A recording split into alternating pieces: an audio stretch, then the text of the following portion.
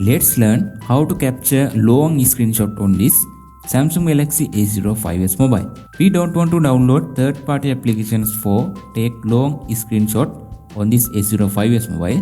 It comes with default settings on this mobile.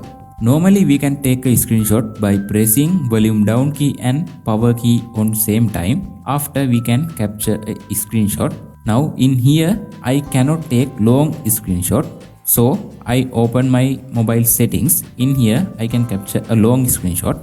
Again I press volume down key and power key on same time. Immediately you want to press this arrow icon on this screenshot toolbar. Now you can see our screenshot is continually capturing. Okay, let's see our captured screenshot.